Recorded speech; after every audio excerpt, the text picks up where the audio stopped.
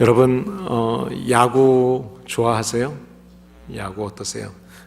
야구를 혹시 좋아하시지 않는 분들도 야구라고 하는 게임은 9회 말 투아웃부터다 라는 그런 이야기쯤은 아마 대부분 들어보셨을 겁니다. 이번에 미국에서 프로야구 이제 월드 시리즈라 그래서 미국에서 게임을 하죠. 108년 만에 우승한 그 팀이 시카고 컵스라는 팀이었습니다. 이 팀이 애틀랜타에 있는 애틀랜타 브레이브스라는 팀하고 시카고 컵스라는 팀은 이 내셔널 리그가 처음 시작될 때부터 지금까지 계속 존재하고 있는 두 팀이라고 합니다. 그리고 이 시카고 컵스라는 팀은 시카고라는 한 지역에서 계속해서 그 지역을 떠나지 않고 한 도시에서만 하고 있는 아주 미국에서는 아주 중요한 그런 스포츠 클럽이기도 합니다. 이번에 이제 7번 게임을 하는데 그 중에 4번을 이겨야 이제 우승하는 그 게임에서 1대3으로 4게임 중에서 3번을 졌어요. 그런데 나중에 3게임을 연속으로 다 이겨가지고 결국 우승을 했습니다. 1승 3패로 뒤지고 있을 때 나머지 게임 3연승을 해가지고 그 시카고 컵스가 우승할 거라고 생각하는 사람은 거의 없었다고 합니다. 근데 마지막 7번째 게임에서도 그 게임이 연장전까지 가는 아주 접전 끝에 결국은 1점 차이로 승리를 했습니다. 여러분 그 게임을 이렇게 보게 되면 역시 게임은 다 끝나봐야 그 경기의 결과를 알 수 있죠. 오늘 우리 EM 학생들하고 KM 우리 또 대학 청년부가 오늘 1시 반부터 농구 시합을 합니다. 이 농구 게임의 결과가 어떻게 될지는 저도 모르겠어요. 근데 우리 대청부 학생들은 자신 있다 그러고 우리 EM 아이들은 콧방귀를 꼈다는 소리를 제가 넌지시 들었어요. 그런데 게임은 끝나봐야 아는 겁니다. 제가 오늘 카운슬이 있어서 꼭 가려고 했는데 참석은 못하지만 참 궁금해요. 여러분 우리 인생도 마찬가지입니다. 인생에 우리가 이 땅에서 살고 있지만 하나님의 나라에 가봐야 결과를 알 수 있습니다. 누가복음 16장 19절 이하에 보시게 되면 이 땅에서 부자로 살았던 사람, 그 사람이 이 땅에서 죽고 나서 지옥에 갔고 그 다음에 이 땅에서는 가난하게 좀 거지처럼 이렇게 힘들게 살았던 사람이 있는데 나사로, 그 사람이 죽은 다음에는 천국에서 행복했다라는 그 이야기가 있습니다. 여러분 한번 여러분에게 제가 질문 좀 해보겠습니다. 그럼 부자로 살고 싶으세요? 이 땅에서? 아니면 그냥 죽어서 나사로처럼 죽어서 행복하고 싶으세요? 어떻게 살고 싶으세요? 뭐라고요? 저하고 똑같은 마음을 가지고 계신 분이 한 분 계시네요. 이 땅에서 사는 동안에 하나님이 주시는 축복 안에서 마음껏 천국을 누리며 살고 그리고 죽어서도 하나님 앞에 가는 이 말씀의 중요한 의미는 거기에 있습니다. 우리에게 이 땅에서 살 때 우리가 하나님이 우리를 알게 하시고 우리가 그 하나님을 믿는 사람이 됐다면 이 땅에서 천국을 누리며 사는 겁니다. 그리고 우리가 죽어서 하나님에 갔을 때 하나님 앞에서 또 기쁨을 누릴 수 있는 삶. 여러분 그러니까 우리에게 이 땅에서 조금 살 때 좀 고통스럽고 힘들고 어려운 일이 있다 할지라도 우리가 저 천국을 바라보는 사람들이라면 조금 힘든 것 견뎌내고 이겨내고 지금 이 땅에서도 기뻐하며 살 수 있는 줄을 믿습니다. 힘들어도 낙심하지 마세요. 좌절하지 마세요. 절망하지 마세요. 우리가 함께 묵상하고 있는 이 욥기를 보시게 되면 욥이 겪고 있는 이 고난의 모습을 보게 되면 인생에서 겪을 수 있는 가장 절망적인 모습, 그 모습을 우리들에게 단편적으로 욥이라는 한 사람을 통해서 보여주고 있다고 생각합니다. 욥이라는 사람의 신앙은 하나님이 보실 때 인정함을 받았던 사람입니다. 그뿐만 아니라 이 세상에서도 살 때 정말 부도 모든 관계도 또 자식들의 풍성함도 모든 것이 풍요로웠습니다. 그러니까 세상적인 눈으로 봐도 또 신앙적인 눈으로 봐도 성공적인 인생을 살았던 사람이라고 할 수 있습니다. 그런데 어느 날 한순간에 이 모든 것을 다 잃었습니다. 물질도 자식도 아내도 또 제 건강도 모든 것을 다 잃었다고 성경이 이야기합니다. 그런데 멀리서 이 소식을 듣고 왔던 친구들이 위로하기 위해서 함께 찾아와줬고 찾아왔는데 이야기를 하다 보니까 논쟁이 됐어요. 그 논쟁 가운데서 그래도 그나마 나를 잊지 않고 찾아와준 친구 때문에 기뻐했던 위로가 됐던 욥의 마음은 더 큰 상처가 되고 이것이 절망이 됐습니다. 이것이 인간의 절망적인 모습입니다. 이 1절 말씀을 보시게 되면 욥은 절망적인 상황 가운데서 우리 인간의 삶이 참 힘들고 어렵다라는 비관적인 그런 비판적인 모습을 생각하게 됩니다. 그게 뭐냐면 바로 우리 사람의 모습을 생각하는 거예요. 여인에게서 태어난 사람은 아침에 피었다가 저녁에 지는 꽃과 같다. 그리고 그림자는 어때요? 햇볕이 비칠 때 제가 지나가면 그림자가 생겼다가 없어집니다. 지금도 우리가 라이트를 켜 있으니까 그림자가 보여요. 근데 이 라이트가 꺼지면 그림자는 없어지죠. 사라지는 그림자와 같다. 사실 인생을 보면서 이 표현은 아주 짧은 인생이라는 것을 표현합니다. 그래서 여기 보면 사는 날이 이렇게 생애가 짧다 그렇게 표현하고 있어요. 여기서 짧다라는 표현은 히브리어 단어로는 케차르라는 단어입니다. 이 단어는 추수한다, 거둬들인다라는 그런 뜻이 있습니다. 여러분, 인생이 농부가 봄에 파종을 하고 가을이 되면 반드시 배죠. 그런 것처럼 반드시 우리의 인생은 그렇게 지나가는 인생이고 그 때가 있다. 그 인생이 짧다라는 것을 시편 103편에 보시게 되면 들풀과 같이 덧없는 것이 인생이다 그렇게 이야기합니다. 사실 인생이 이렇게 짧은데 더 안타까운 것은 우리가 인생이 이렇게 짧다는 것을 너무 늦게 깨닫죠. 좀 일찍 깨달았으면 인생을 더 보람있게 살 텐데 깨닫고 나서 이제 잘 살아야 되겠다라고 생각했더니 너무 늦은 거예요. 내가 나이가 들었고 내가 질병에 걸렸고 그러면서 후회하게 되죠. 그래서 더 절망하는 모습을 보게 됩니다. 근데 오늘 1절 말씀을 계속 이어서 보게 되면 그뿐이 아니에요. 살아갈 날도 짧은데 이 짧은 인생이 걱정으로 가득하다 그렇게 이야기하고 있습니다. 여러분, 여기서 걱정이라고 하는 단어는 히브리 말로는 로게지라는 단어인데요, 우리 마음이 떤다, 우리 마음이 두렵다, 두려워한다 그런 뜻이 있어요. 그러니까 우리가 인생에서 모든 걱정이라고 하는 것, 우리 인생의 모든 괴로움, 인생의 모든 두려움이라고 하는 것은 우리의 마음에서부터 시작이 되는 거예요. 우리 마음에 있다는 것입니다. 환경이 좋든 나쁘든 가진 게 많든 적든 대부분의 사람들은 누구든지 마음에 근심이 있고 걱정이 있습니다. 괴로움이 있습니다. 두려움이 있습니다. 그래서 인간이 누릴 수 있는 모든 것을 최고의 부귀영화를 다 누렸던 솔로몬이라고 하는 사람이 전도서 2장에서 인생을 돌아보니까 괴로움뿐이구나 라는 그런 고백을 하게도 됩니다.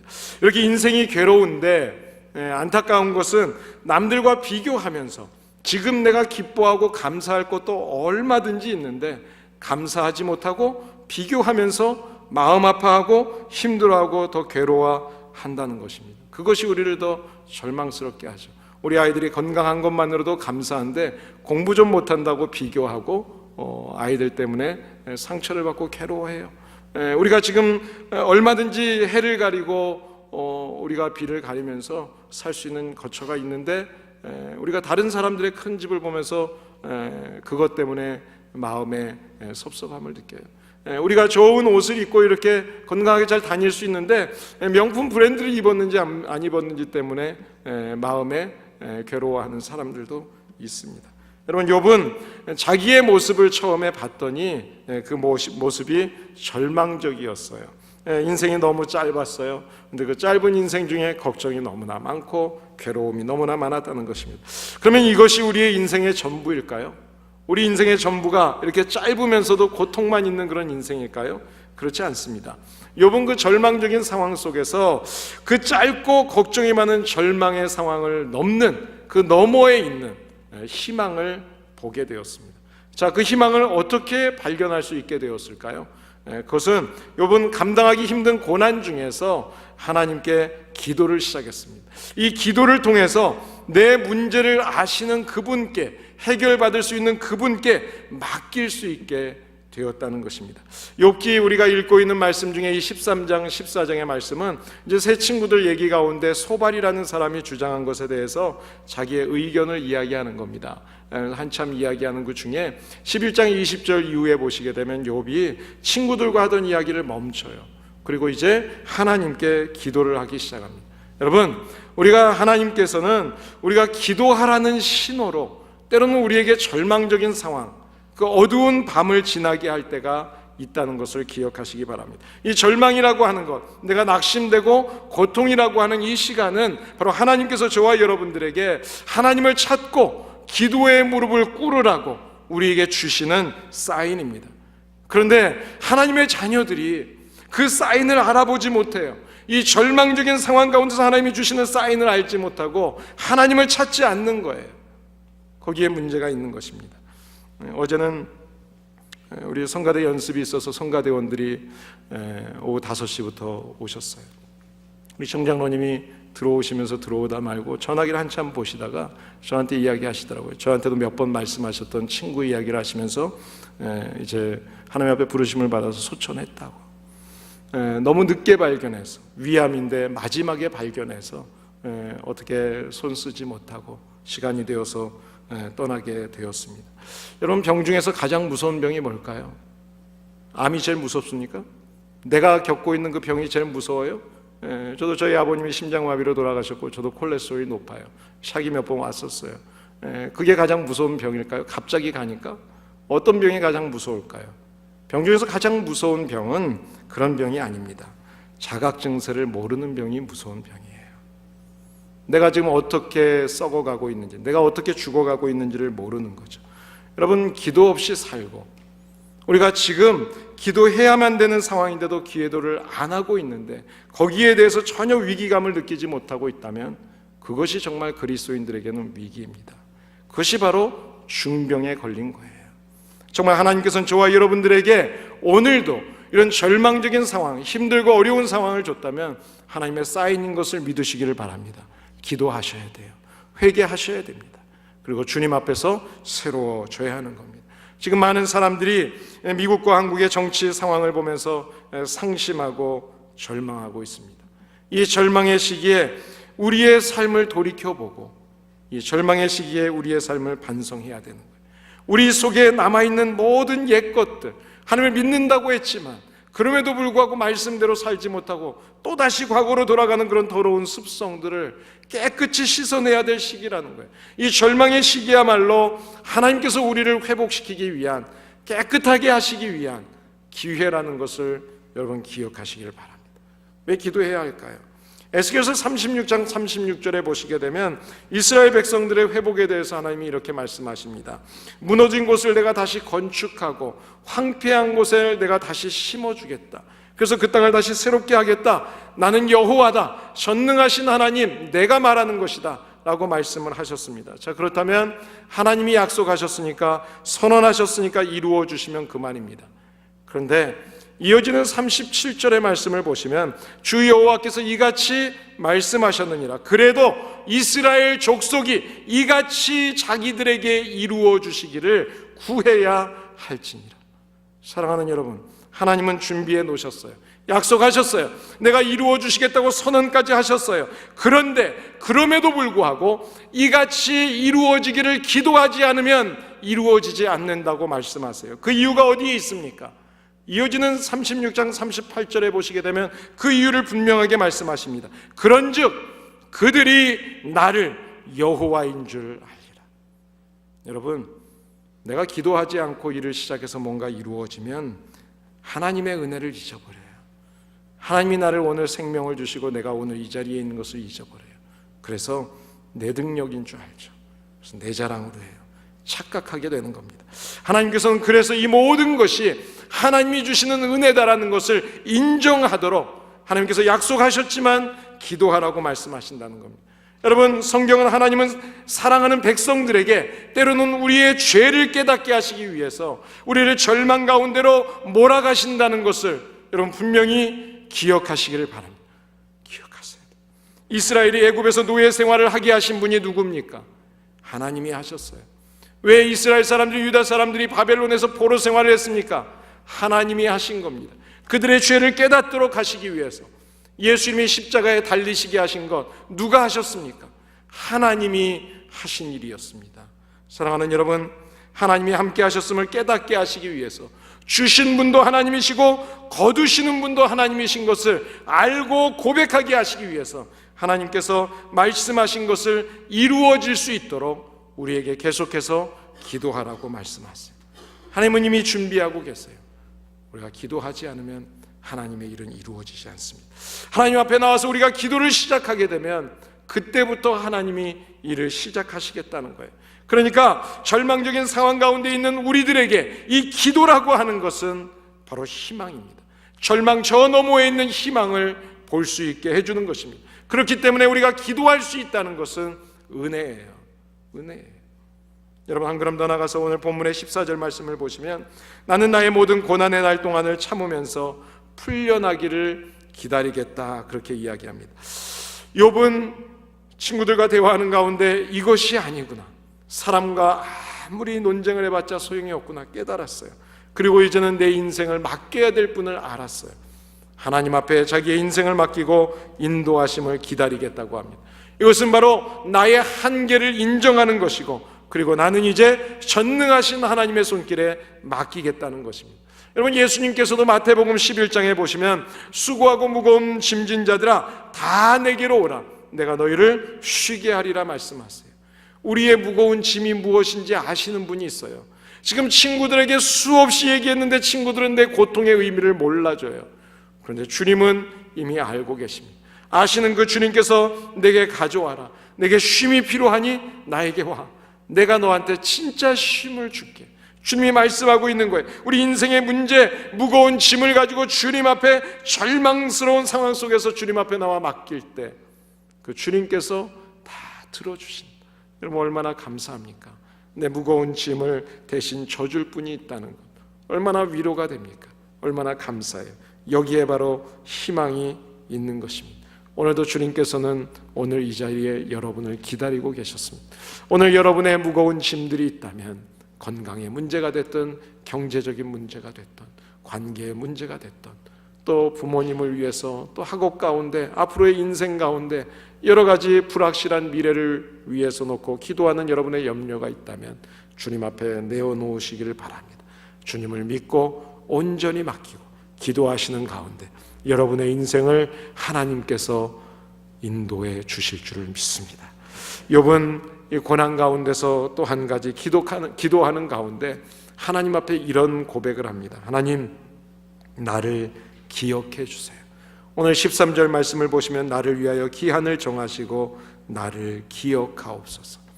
하나님이 어떤 분인지를 알았어요. 기도하는 가운데 어떤 하나님입니까? 오늘 욥은 나를 기억하시는 하나님이라는 것을 고백하고 있습니다.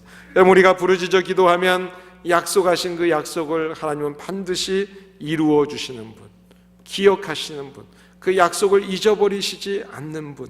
우리는 종종 많은 것들을 잊어버리죠. 깜빡깜빡하죠. 하나님은 절대로 잊어버리지 않으세요. 출애굽기 2장에 보시게 되면 하나님께서 이스라엘 백성들을 애굽에서 구해내신 이야기를 하시면서 그 구해내신 것도 이스라엘 백성들이 부르짖기를 시작했을 때 그 고통의 기도의 소리를 들으시고 하나님께서 아브라함과 이삭과 야곱에게 축복하셨던 그 축복의 약속의 말씀을 기억해 내셨기 때문이라고 말씀합니다. 여러분, 하나님은 약속하셨어요. 근데 그 약속을 우리가 기도할 때 하나님이 다시 확인해 주시고 이루어 주십니다. 어제나 오늘이나 동일하신 그 하나님의 약속, 오늘 이 시간에 지금 저와 여러분들이 주님이 맺으신 그 축복의 약속을 믿고 기도할 때 그 기도가 우리의 삶을 통해서 다 응답되기를 예수님의 이름으로 축복합니다. 우리가 두려워하고 우리가 걱정하고 낙심하는 것은 하나님께서 우리를 기억하지 못하시는 것이 아니에요. 우리가 하나님의 약속을 기억하지 않고 있기 때문입니다. 이스라엘 민족을 보시면 우리가 너무나 잘 알 수 있습니다. 그들은 하나님께서 그 민족의 역사 가운데 어떻게 간섭하시고 어떻게 이루어 주셨는지 직접 눈으로 체험하고 봤던 민족이었습니다. 그런데도 조금만 힘들면 흔들리고 넘어지고 좌절하고 시험에 들였습니다. 역사, 하나님이 이루어 주셨던 그 역사들을 금방 잊어버렸어요. 광야 40년의 세월 동안 이스라엘 백성들은 쉴 새 없이 하나님 앞에 불평하고 원망하면서 살았습니다. 그래서 구약의 신명기는 이스라엘 백성들에게 이런 모습에 대해서 다시 확인시켜 주는 거예요. 내가 애굽에서부터 출애굽시켜주고 또 광야길 가운데서 너희들을 어떻게 인도했는지 그것을 잊지 말고 기억해라. 그것을 기억하고 내가 축복하겠다고 약속하신 땅 그 가나안에 이르게 되면 그것을 잊지 말고 기억하고 또다시 불평하면서 원망하는 죄를 짓지 마라. 그것이 바로 신명기 말씀이에요. 사랑하는 여러분, 다른 것은 다 잊어버려도 잊지 말아야 될 것이 있습니다. 하나님이 우리에게 약속하신 언약의 말씀, 구원의 은혜, 그 감사, 여러분 잊지 마세요. 하나님을 의지해서 기도하면 하나님은 도우시고 오늘도 저와 여러분들에게 은혜를 베풀어 주실 줄을 믿습니다. 오늘 욥이 고백했던 것처럼 우리 여인에게서 태어난 사람, 바로 저와 여러분들, 우리 모두는 생명의 날이 짧습니다. 생명의 날이 짧을 뿐만 아니라 우리의 삶 속에서 걱정도 많고 근심도 많아요. 그것이 사실이에요. 그런데 이렇게 짧은 인생 가운데서 그럼 하나님은 우리를 어떻게 기억하실까? 하나님 나를 기억해 주세요라고 욥이 이야기했는데 하나님은 저와 여러분들을 어떻게 기억하고 계실까요? 여러분, 기억한다는 말의 뜻은 기억할 만한 가치가 있다는 겁니다. 가치가 있어야 우리가 기억을 하죠. 기억한다는 말은 영원하다는 거예요. 그런데 우리는 기억하지 말아야 될 가치 없는 것들을 얼마나 많이 기억해요. 지난날에 싸웠고 다퉜고 좀 상처받았고 이런 말들에 대해서는 평생 동안 잊어버리지 않죠. 그러나 진짜 기억한다는 것은 가치 있는 것을 기억하는 거예요. 영원한 것을 기억한다는 거예요. 하나님이 우리를 보시면서 영원토록 기억할 만한 그 가치 있는 것으로 우리의 삶 속에서 보시는 그 기준이 뭘까요? 저는 그 기준을 여러 곳에서 볼 수 있지만 사도행전 10장에 나오는 고넬료라는 사람을 종종 생각하게 됩니다. 여러분, 고넬료라는 사람은 당시에 막강한 힘을 가졌던 로마 군대의 장교였습니다. 유능한 지휘관이었습니다. 그리고 영향력이 있는 사람이었어요. 그런데 그 사람에 대해서 하나님이 평가하실 때 사도행전 10장 4절에 보면 천사가 이야기를 합니다. 천사가 이르되 너의 기도와 너의 구제가 하나님 앞에 상달되어 기억되었다. 많은 것들을 이야기할 수 있어요. 그런데 오직 내 기도와 구제만이 하나님 앞에 상달되고 기억이 됐다고 이야기합니다. 하나님이 우리의 삶 속에서 영원토록 기억하시는, 기억하실 만한 의미 있는 것, 가장 중요한 것이 무엇이냐? 하나님 앞에 기도하는 거예요. 믿음으로 기도하고 우리의 이웃들을 위해 기도하고 하나님의 나라를 위해서 기도했던 그 기도의 일, 그리고 주님이 이 땅에 오셔서 우리들의 죄를 위해서 십자가에서 피를 흘려주실 정도로 우리를 사랑하셨던 것처럼 우리의 이웃들의 힘들고 어려운 상황 속에서 우리가 기도하고 도와주는 그 손길, 그 구제의 손길을 하나님은 기억하신다는 겁니다. 여러분, 예수님께서도 마태복음 25장 40절에서 본인이 직접 받은 것을 이야기하십니다. 뭐라고 이야기하는가 하면 지극히 작은 사람에게 베풀었던 그것을 내가 기억하고 있다. 지극히 작은 사람에게 베푼 물 한 잔, 그것을 내가 한 것으로 하나님은 기억하고 계신다는 거예요. 여러분, 이 땅에 속한 것들은 다 있다가 없어지는 겁니다. 우리가 좋아하고는 하는 돈이라고 하는 것, 명예라고 하는 것, 권력이라고 하는 것, 이 세상의 모든 것들은 결국은 시간이 지나면 다 없어지는 거예요. 다 없어져요. 그리고 다 잊혀지게 돼 있습니다. 우리가 내가 대단하게 살았다 해서 나에 대한 비석을 크게 해서 해놓는다 할지라도 다 잊혀지는 것입니다. 의미 없는 것입니다. 그런데 잊혀지지 않는 게 있어요. 우리의 기도와 주님의 이름으로 했던 선행. 그래요, 여러분. 가진 것이 많든지 적든지 여러분보다 더 힘든 분들이 주변에 있다면 함께 섬겨주시기를 바랍니다. 하나님께서는 그것을 영원히 기억할 만한 것으로 생각하시고 기억해 주시겠다고 말씀합니다. 욥의 친구들이 처음에 욥의 고난의 이야기를 듣고 찾아왔습니다. 실제로 처음에는 욥의 고난에 대해서 말없이 일주일 동안 옆에서 그 자리를 지켜줬던 참 좋은 친구들이었습니다. 욥에게 있어서는 정말 잊지 못할 그런 고마운 위로자들이었습니다. 그런데 고난당하고 있는 친구들을 위로하려 왔다면 계속해서 그 사람이 당하고 있는 고난의 이야기를 들어줬어야 합니다. 그런데 듣다 보니까 그 말꼬리를 물고 늘어지게 됐어요. 내 생각을 이야기하게 됐어요. 그러다 보니까 욥의 말에 시비를 걸게 됐습니다. 욥의 고난은 2차적인 관심이 됐고 이제 그들의 관심은 욥의 말에 관심이 되어버렸어요. 우리가 종종 대화를 하다 보면 중요한 핵심적인 원론적인 원래 이야기하고 상관없이 엉뚱한 말로 서로 다투는 모습을 보게 되죠. 결국 친구들의 말이 위로는커녕 오히려 욥의 마음에 큰 상처와 아픔만 주게 됐습니다. 그 마음의 고백을 내가 얼마나 힘들었던지 16장 1절에서 욥이 이렇게 고백합니다. 너희들이 나에게 상처를 치유해 주는 위로자가 아니라 오히려 나에게 재난을 주는 위로자가 됐다. 더 큰 상처를 받았다는 거죠. 여러분 한번 뒤돌아보면 어떻습니까? 우리 한 해를 돌아보면서 여러분의 삶을 돌아보면서 어떻습니까? 우리는 참 별것도 아닌 것 때문에 내 고집을 피우려고 하다가 서로 간에 마음을 아프게 할 때가 얼마나 많이 있었습니까? 저는 우리 예수님을 믿는 사람들이라면 예수 그리스도 안에서 살아가고 있는 우리 성도들은 죽음을 늘 생각하면서 살았으면 좋겠습니다. 날마다 오늘 내가 죽을 수 있다. 사무엘상 20장 3절에 보시면 성경이 이렇게 이야기합니다.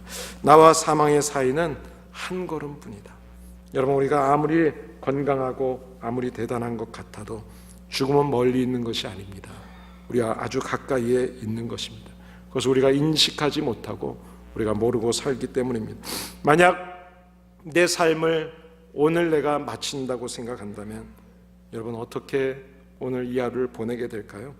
아마 그 생각만 해도 내가 가려고 했던 그 발걸음에서 돌이킬 겁니다. 내가 하려고 했던 말, 내가 하려고 했던 행동 아마 다시 생각하고 바꿀 기회가 있을 것입니다. 오늘이 마지막 날이라고 생각한다면 여러분 어떠세요? 하지 않을 것들 참 많겠죠. 그리고 해야겠구나 하고 너무 늦었구나 하고 하고 싶은 일들이 많을 겁니다. 저는 지금까지 임종을 하시는 분들을 많이 봤습니다. 임종하시는 분들 중에 죽으면서까지 누구를 저주하고 원망하고 욕하는 사람은 지금까지 단 한 분도 본 적이 없습니다. 오늘이 나의 마지막이라고 생각한다면 먼저 나를 돌아보고 회개하게 될 거예요. 그리고 내가 못다한 것들에 대해서 다시 한번 결심하게 될 것입니다. 아마 내가 오늘이 마지막이라고 한다면 언젠가는 사라질 쓸데없는 것들에 우리의 인생을 허비하지 않을 것입니다. 환경이 어려울 때, 내 주변 사람들이 나를 이해해 주지 못하고 오히려 비난할 때, 그래서 낙심이 되고 절망될 때 우리의 마음에는 하나님이 정말 나를 기억하고 계시나? 하나님이 나를 잊어버린 것 아닌가? 그런 생각이 들 때가 분명히 있을 겁니다. 이 말씀을 준비하면서 이사야 49장 말씀을 보게 됐습니다. 여인이 어찌 그 젖 먹는 자식을 잊겠으며 자기 태에서 난 자식을 잊겠느냐? 그들은 혹시 잊을지라도 나는 너희를 잊지 아니할 것이다. 내가 너를 내 손바닥에 새겼다라고 말씀합니다.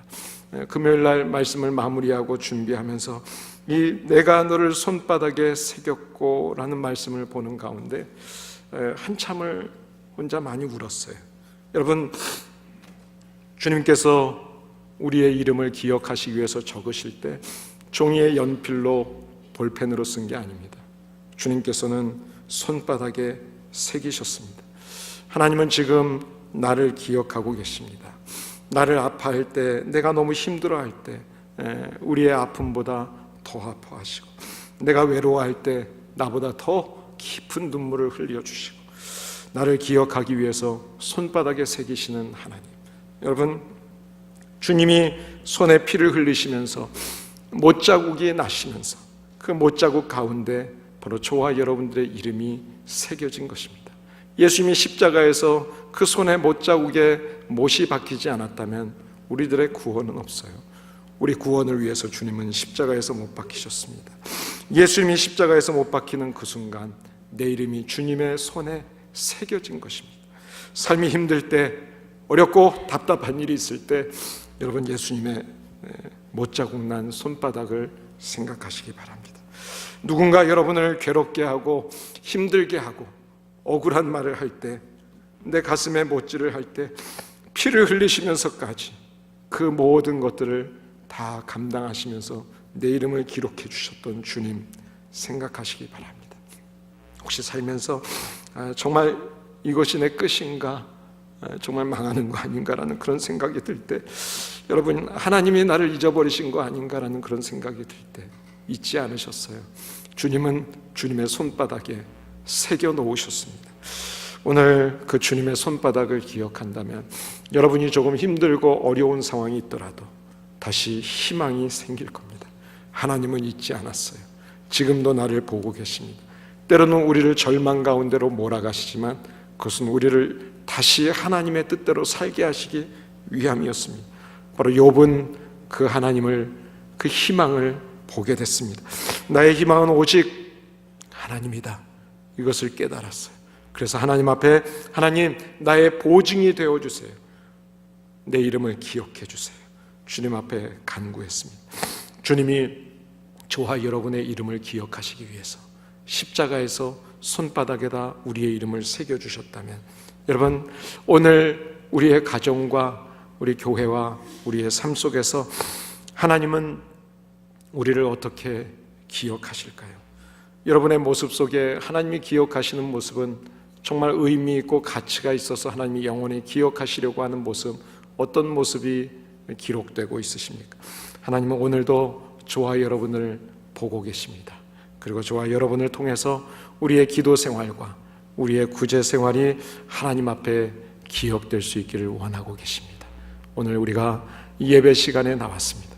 정말 혹시라도 내 마음에 힘들고 어려운 문제가 있다면, 관계의 문제가 있다면, 또 건강과 죽음으로 두려움이 있다면, 이 모든 문제들을 주님 앞에 내어놓으시고 주님 앞에서 오히려 기뻐하고 감사하며 섬기는 가운데 하나님이 기억하시는 믿음 생활, 하나님이 기억하시는 예배, 우리의 가정 될 수 있기를 예수님의 이름으로 축복합니다.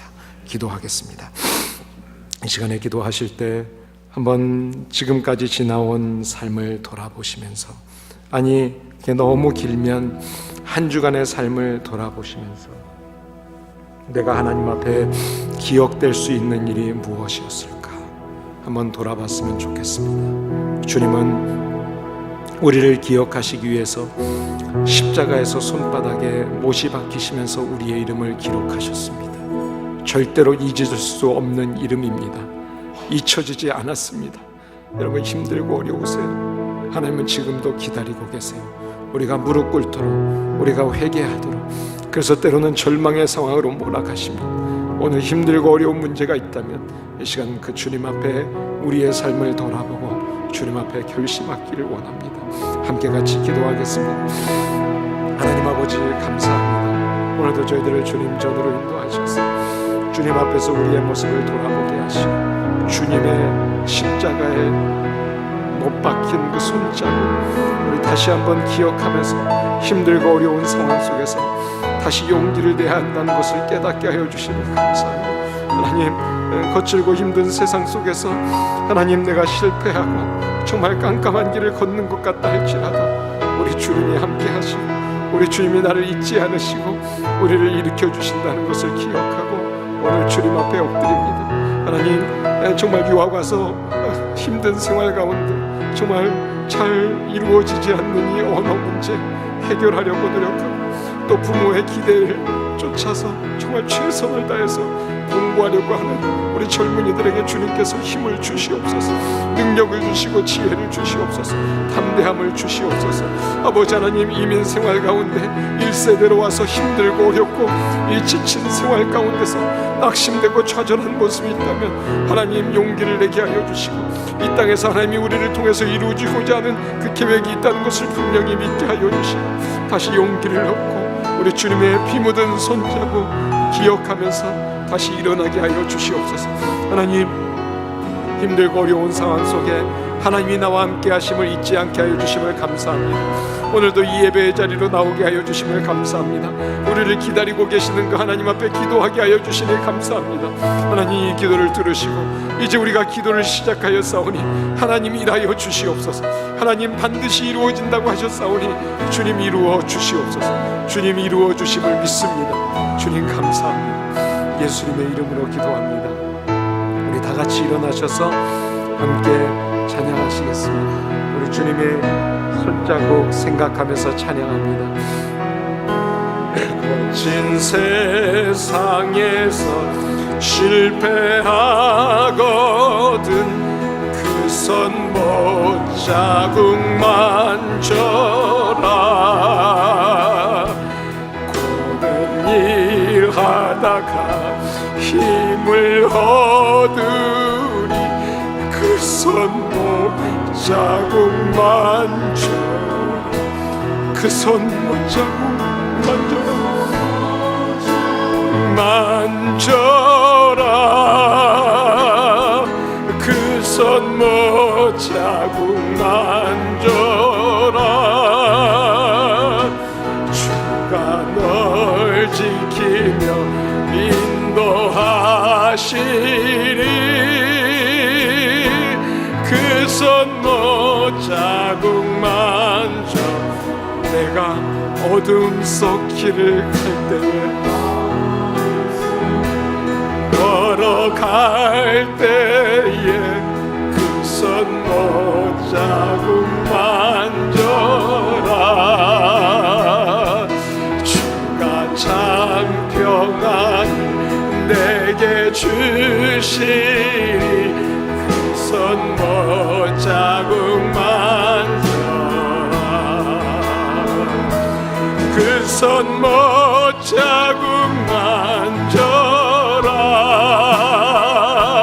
그 손목 자국 만져라 주가 널 지키며 인도하시리 그 손목 자국만 내 이름 아시죠? 우리 두 손 높이 들고 찬양합니다. 아시죠? 내 모든 생각도 내 흐르는 눈물 그가 닦아주셨죠. 나를 지으신 주님 나를 지으신 주님 내 안에 계셔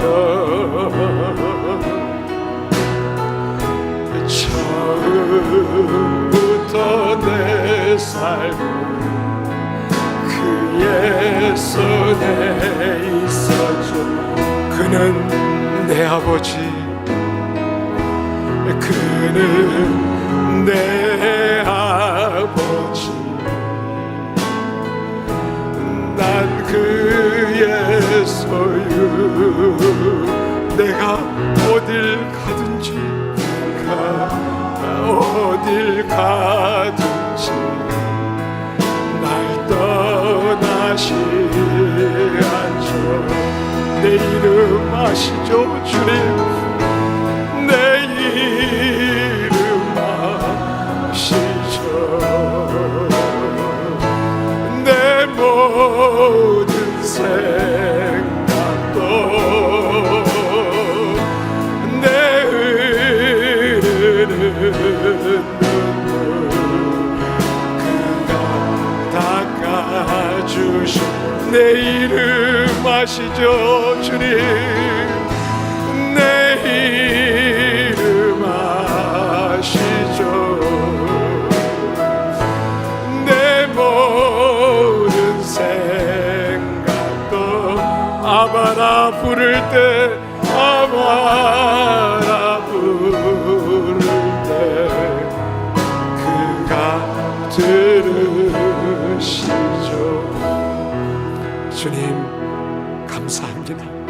거칠고 험난한 길을 가고 실패하고 좌절의 상황이 있을 때 우리 주님이 우리의 이름을 손바닥에 새겨 놓으셨다는 것을 다시 기억하게 하여 주심을 감사합니다. 우리의 이름을 아시는 아버지 하나님, 우리의 형편도 아시는 아버지 하나님, 우리의 삶의 처음부터 끝까지 우리의 삶을 지키시고 인도하시는 하나님, 오늘 그 하나님이 나의 하나님이신 것을 고백합니다. 주님, 이 믿음 잃지 않게 하여 주시옵소서. 때로는 또다시 절망의 상황이 온다 할지라도 이제는 낙심하지 않겠습니다. 좌절하지 않겠습니다. 절망하지 않겠습니다. 이제는 하나님만 바라보겠습니다. 주님 앞에 의지하며 기도하겠습니다. 주님 도와주시옵소서.